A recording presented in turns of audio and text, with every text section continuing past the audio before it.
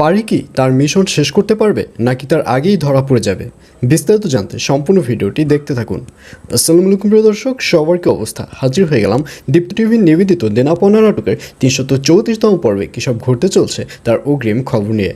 Alright, এই পর্বে আপনারা দেখতে পারবেন পারিকে দেখা যাবে সে তার প্ল্যান অনুযায়ী এবার মিস্টার রহমানের যে আস্তানা রয়েছে সে আস্তানায় ঢুকে একটা জায়গায় পালিয়ে থাকবে, অর্থাৎ পারিকে কেউই দেখতে পারবে না।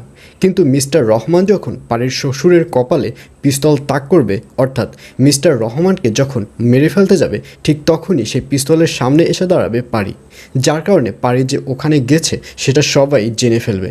এবং এক পর্যায়ে মিস্টার রহমানকে দেখা যাবে মিস্টার রহমানের যে অন্য লোকজন রয়েছে তাদেরকে দিয়ে পারিকেও আটকে ফেলবে। এবং পারি ও পারির শ্বশুর যখন আটকে যাবে, ঠিক তখনই ওখানে নাদিয়াকে আসতে দেখা যাবে, অর্থাৎ নাদিয়াকে দেখা যাবে সেও এবার অনেক শক্তিশালী হয়ে উঠবে। কারণ নাদিয়ার আগে যে লোকগুলো নাদিয়ার সাথে কাজ করতো সেই লোকগুলো আবারও নাদিয়ার সাথে কাজ করতে চাইবে। এবং এক পর্যায়ে নাদিয়াকে দেখা যাবে সে তার দলবল নিয়ে এবার পারিরা যে মিস্টার রহমানের আস্তানায় রয়েছে সে আস্তানার দিকে রওনা করবে। আর অন্যদিকে শাহেনশা ভাইকেও দেখা যাবে সেও বসে থাকবে না, সে পারির বাবাকে ছাড়াবার জন্য উঠে পড়ে লাগবে। শাহেনশা ভাইকে দেখা যাবে সে তার লোক নিয়ে এবার ব্যাংক কর্মকর্তার যে উচ্চপদস্থ লোক রয়েছে তার কাছে গিয়ে এবার পারির বাবার ব্যাপারে সুপারিশ করবে।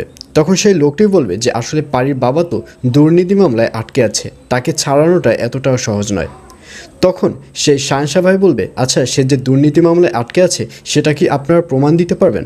আপনাদের কাছে তো কোনো প্রমাণই নেই, কিন্তু উল্টো সে যদি এই মামলায় জিতে যায় তাহলে তো আপনিই হেরে যাবেন, আপনিই তো উকিল হিসাবে হেরে যাবেন, সবাই তো আপনাকে অপমান করবে। এবার আপনি ভেবে দেখেন যে আপনি কি করবেন। এবং এক পর্যায়ে সে উকিলকে দেখা যাবে সে পারির বাবাকে ছাড়ানোর সুপারিশটি অ্যাকসেপ্ট করবে। আর এছাড়াও থাকবে আশ্চর্যের সকল ঘটনা।